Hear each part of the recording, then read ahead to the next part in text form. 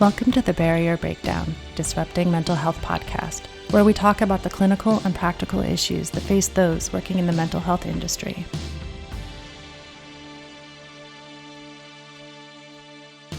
Hello, everyone, and thank you for joining us for this week's episode of the Barrier Breakdown. My name is Erin Molyneux-Bailey. I'm the Chief Operating Officer at Cognitive Behavior Institute, and my co-host, Dr. Kevin Caradat, who is the CEO and owner at Cognitive Behavior Institute.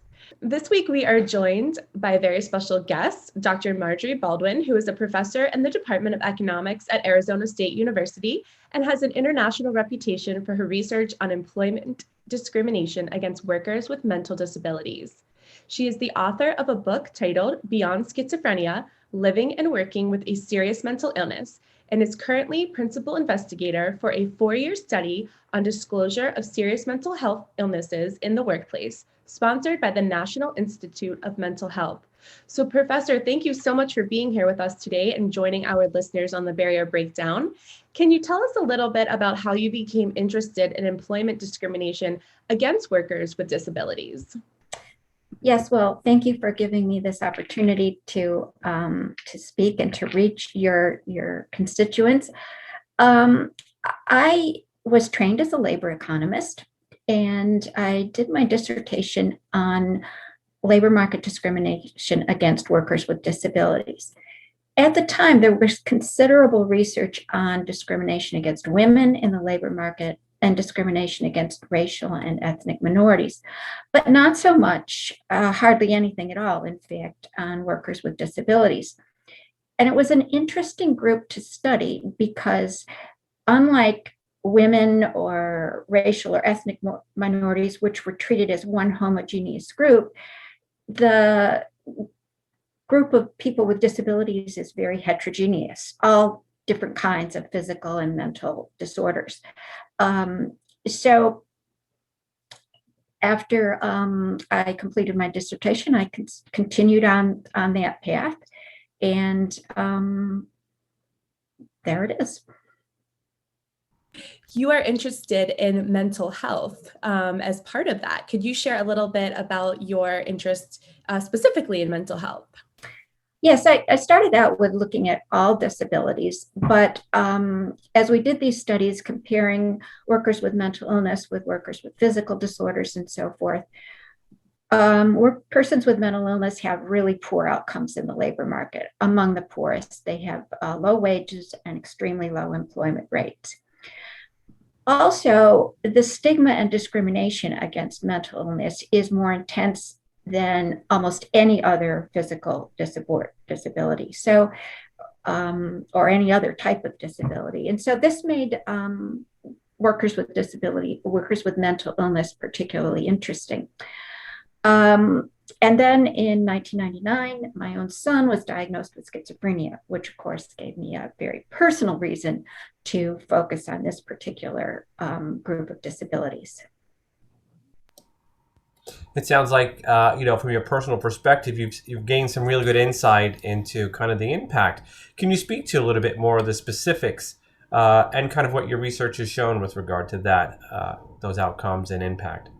The outcomes of actually the research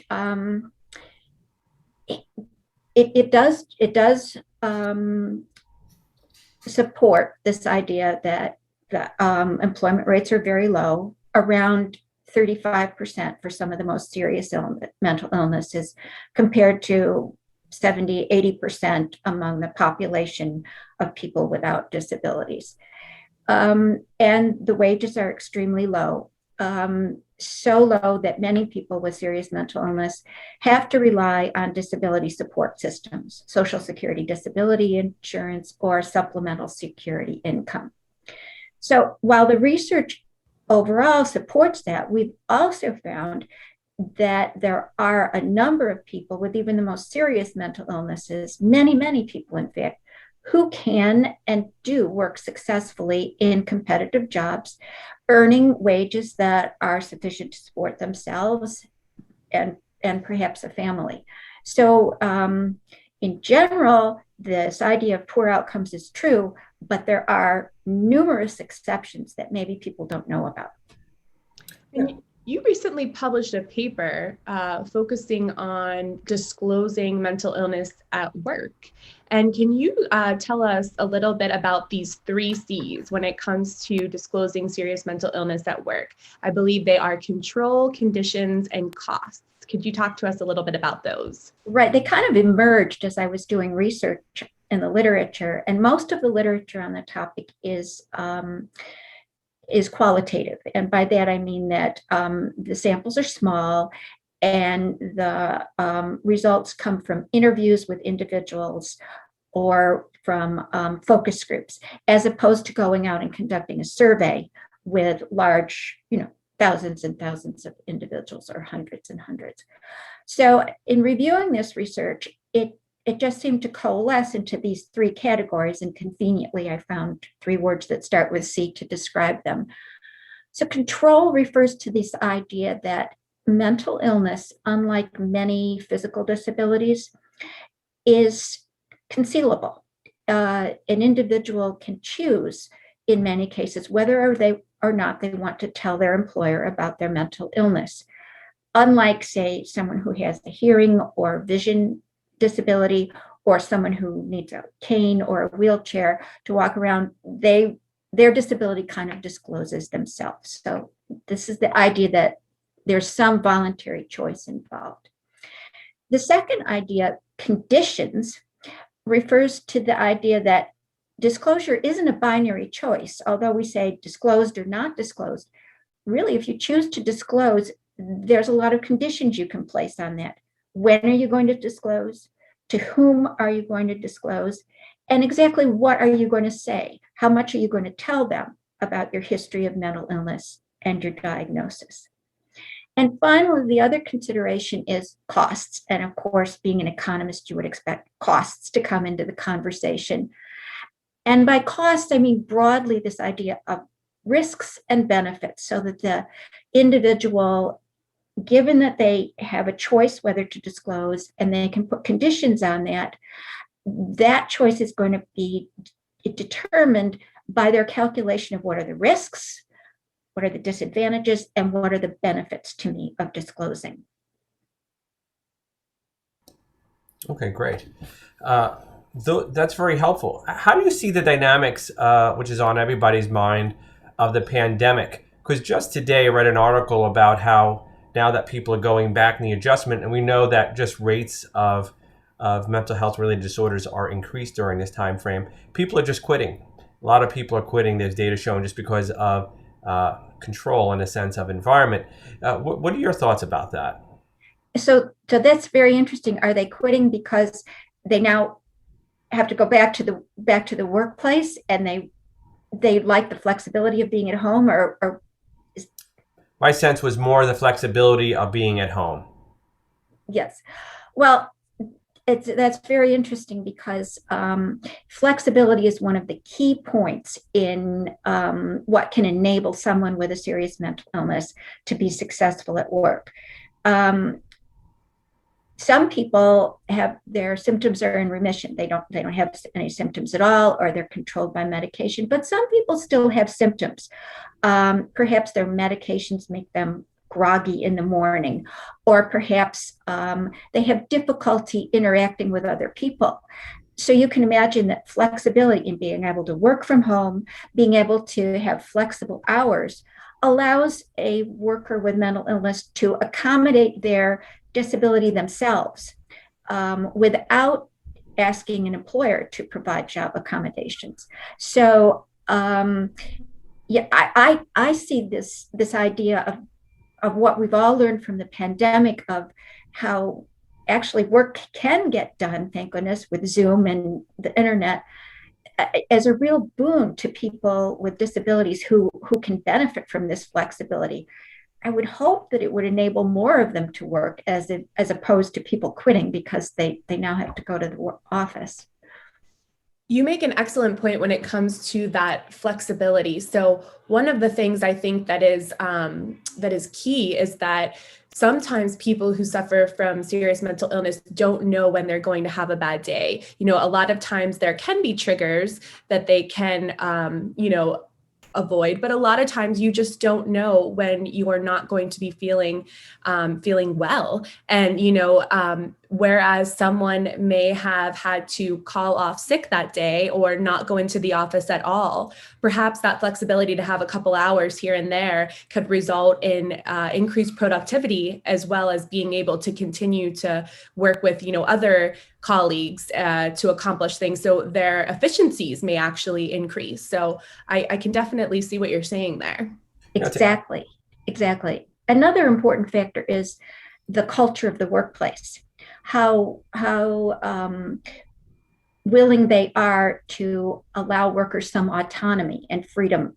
So workers with mental illness tend to do better in workplaces where they recognize that their workers are individuals and that they have different needs. So one may be caring for an elderly person, one may be caring for a baby at home, one may be having a serious mental illness, and they all need kinds of accommodations and adjustments. If employers are willing to do that, then working with a person with a mental illness may not be so different as working with people with these other constraints.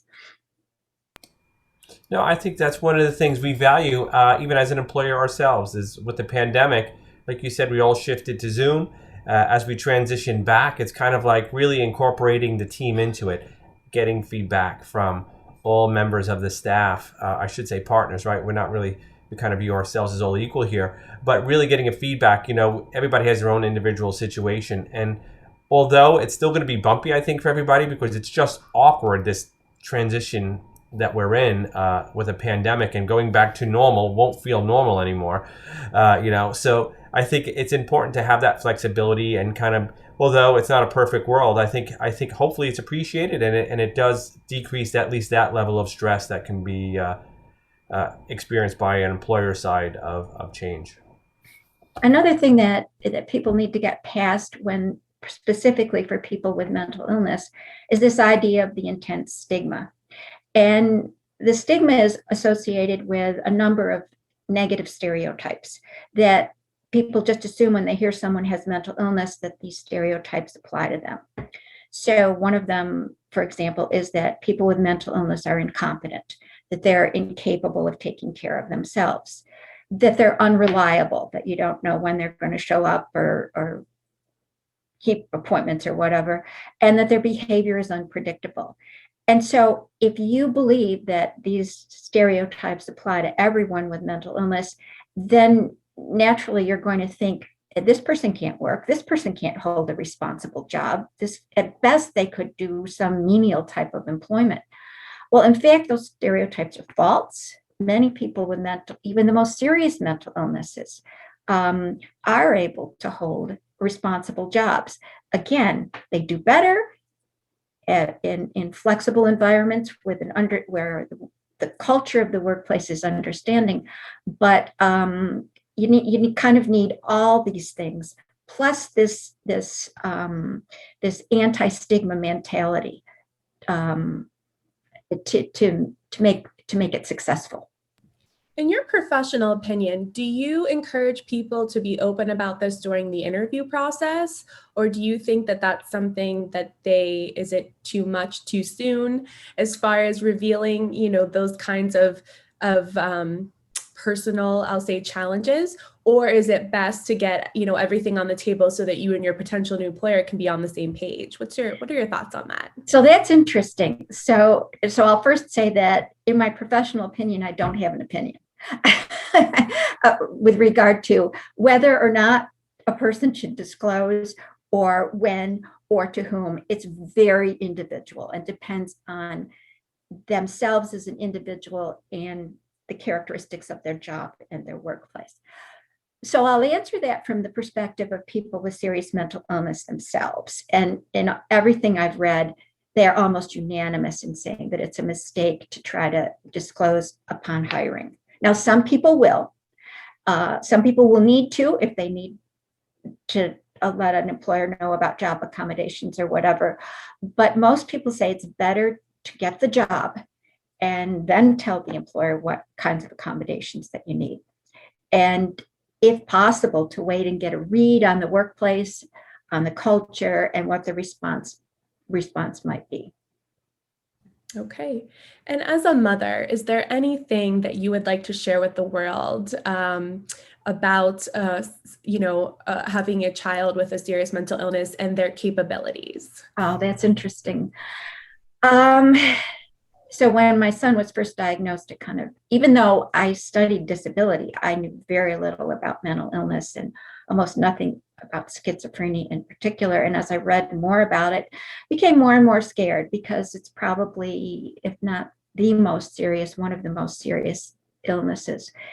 And the prognosis is not good for many people in what I read. And so for the first few years, I think that one of the biggest things was feeling that I'd lost my son. He could not be he could not reach his potential. He could not have a full and wholesome life, and that was very, very sad. I thought he would be on medications the rest of his life. In fact, he has surprised me, and he's doing very well. His symptoms are in remission. He doesn't need to be on medications.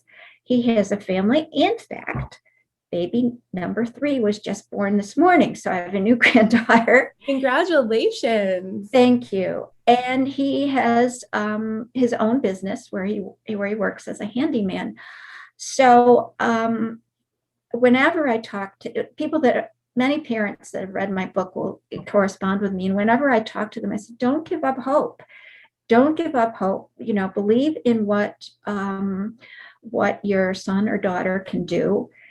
And then I think the other big thing is to, one of my son's big goals was to complete his education. And that is just paramount, because once you've got an education, it opens a lot of doors to jobs that are flexible. And so I'm rattling on, and I told you I wouldn't do that, but it's wonderful. It's one of the very authentic. So we really appreciate you sharing with us. One of the attributes of schizophrenia and other mental illnesses, bipolar disorder, is that they often strike right around age 18 to 22, right when somebody is in the middle of college or is just about to enter college or whatever. And what a horrible time to get such a disabling illness. And if it means that they don't return to school and don't complete their education, it really closes a lot of options for them in employment. So I would say those are the two big lessons for parents. Believe that the outcomes can be a lot better than you thought, and do everything you can to help them finish school if the illness occurred at that crucial time. No, that's incredible. And that's excellent. And I'm sure that some of our listeners or the clinicians listening who have clients who can really relate to that and really use that piece of advice. So we thank you for sharing such a personal experience with us. Oh, you're welcome. You're welcome. And can you just tell our listeners before we wrap up today where they can find your book and the article that you recently wrote? I think they would both enjoy being able to review those. Okay, so the article that we've been talking about appeared in Psychiatric Services, and it is open access. And so I think you can probably provide the link with this. Yes, we will be sure to do that in our podcast. Yes. Okay.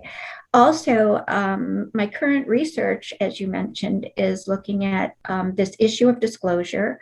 And we've interviewed more than 800 people with serious mental illness who are working in competitive employment. And if you want more information about that study and the results, we have a website. It's www.smistudy.com. I'll repeat it because I have no memory for things that I've heard. www.smistudy.com. And then lastly, the book is Beyond Schizophrenia, Living and Working with a Serious Mental Illness.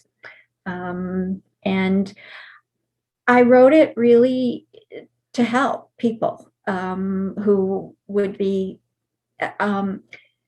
schizophrenia in particular is a serious mental illness, but it's not all that rare. It's about 1 in 100. And so there's a lot of people out there going through what I went through, and I wrote it to help those people. Also, I know your audience is clinicians and therapists. So the book is structured, each chapter begins with a story of incidents and so forth of me as a parent dealing with a son who had developed schizophrenia. But the second half of each chapter is the research that I've done in that area. So I think the book may be useful not only for parents and families, but also for clinicians and therapists. Wonderful. Well, thank you so much for being here with us today and for sharing both your research and your personal experience. We greatly appreciate it, and we know that others do also. Oh, you're welcome, and thank you for the opportunity. Wonderful. Yeah, thank you. We hope to continue to stay in touch with you as you further your research to see what else, what other mental health mental health initiatives that are coming out. Oh yeah, I'd be glad to share more. It's very exciting because we just got the full data set in last month, and so we're starting to assemble the results. And a 4-year data collection effort just makes me really eager to see what we find. Well, we can't wait to stay in touch and learn more. So thank you so much. Oh, you're welcome. And thank you to our listeners of this week's episode of The Barrier Breakdown. We hope that you stay safe and healthy, and we will see you next time. Take care. Thank you for listening to The Barrier Breakdown, Disrupting Mental Health. Listeners can find all of our episodes on YouTube, Apple Podcasts, Spotify, and Podbean.